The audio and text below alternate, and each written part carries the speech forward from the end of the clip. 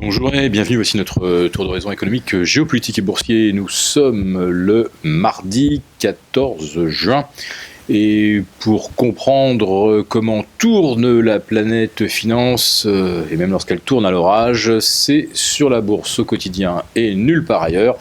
Et l'épisode du jour s'intitulera « Le Brexit est déjà dans le VIX et vice versa ».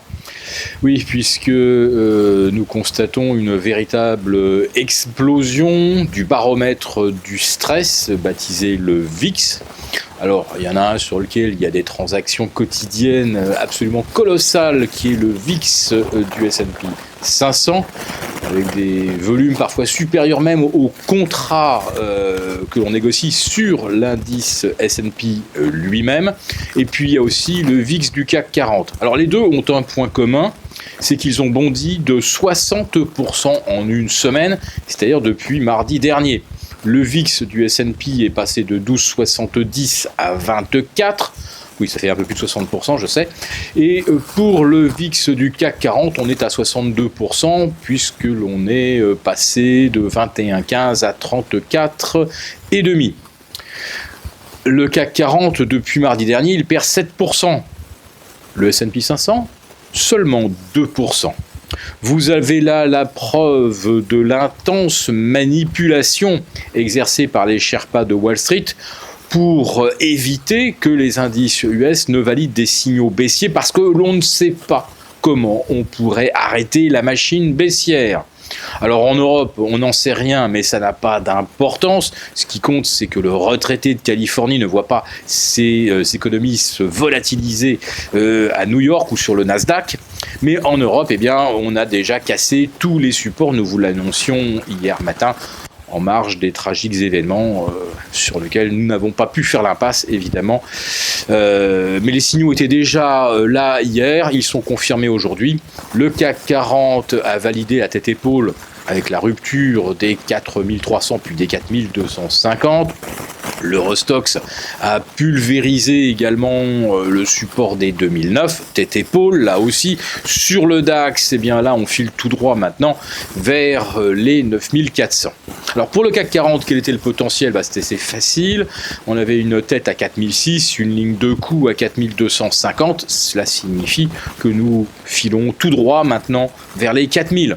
Voir si on respecte vraiment la figure, la géométrie de la figure, on devrait aller à 3009. Mais attention, il faut corriger les niveaux atteints récemment par le CAC 40 de la distribution des dividendes de mi-avril à la fin du mois de mai, ce qui signifie qu'en fait à 4000, on retrouverait en fait le CAC tel qu'il figurerait, dividendes inclus. Je referme cette parenthèse un petit peu technique. Revenons maintenant à Wall Street. Comment se fait-il qu'avec un VIX qui bondit de plus de 70%, le S&P n'ait pratiquement rien perdu ?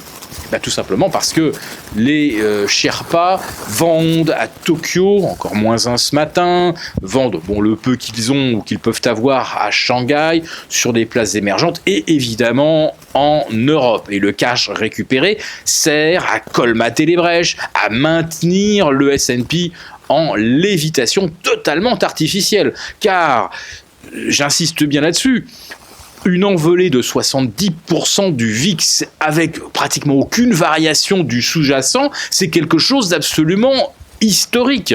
C'est une anomalie absolument phénoménale. Vous comprenez bien que la situation est intenable et que même si le VIX du S&P retombait, mettons, de 24 à 20, ça serait encore des valeurs très élevées. Ce qui signifie que l'on va avoir à un moment ou à un autre un décrochage des indices US. Mais voilà, on fera tout pour empêcher que cela se produise avant ce vendredi, le vendredi des 4 sorcières qui conclut le premier semestre boursier. On fera tout pour truquer, comme on le fait d'habitude naturellement, pour truquer la valeur des actions américaines et s'en sortir sans trop de casse. Alors après, lundi prochain, après les 4 sorcières, le déluge. Mais il y a des moments où on ne peut pas truquer de façon aussi outrageuse les indices. Si le VIX passe de 24 à 27, 28, rien n'empêchera le S&P de décrocher de 2075 son niveau actuel en direction des 1940. Alors comme nous avons déjà, nous, acheté des ETF BX4 quand le CAC était à autour de 4540. Nous avons acheté des BXX sur l'Eurostoxx quand il était aux alentours de 3050, des DSD sur le DAX quand il flirtait avec les 10 200 points. Donc pour l'instant, nous sommes bien bordés en ce qui concerne les couvertures sur les indices européens, et il y a encore, à mon avis, beaucoup à gagner sur les indices américains. Mais attention, nous savons que nous avons contre nous les banques centrales et la Fed, et que tout est fait évidemment pour empêcher cette correction qui, si elle s'enclenche, eh bien, personne ne sait véritablement comment on parviendra à l'arrêter. Alors en Europe, faut-il s'inquiéter du Brexit ? Bah, maintenant qu'on a déjà perdu 7%, vous pensez bien que les effets du Brexit sont déjà au moins à moitié dans les cours. Mais bon, c'est pas la peine d'essayer de racheter du papier avant que le CAC 40 atteigne effectivement l'objectif des 4000.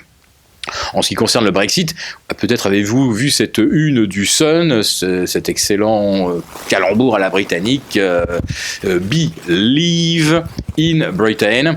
Et en plus de ça, les questions de sécurité aujourd'hui qui deviennent extrêmement critiques au quotidien sur le continent font que les questions justement de maîtrise de sa propre sécurité deviennent une thématique assez mobilisatrice outre-Manche. Alors, est-ce que Londres a du potentiel à la baisse en cas de Brexit ? Nous vous l'avons déjà dit, les Britanniques sont extrêmement pragmatiques. Si jamais le Brexit était effectivement sortait à 52%, eh bien, les Anglais ont 2 ans pour réinventer leur modèle, pour prendre des décisions pragmatiques. Autrement dit, je ne pense pas que les actions britanniques, que le FTSE soit effectivement l'indice à jouer à la baisse, si jamais telle était votre tentation.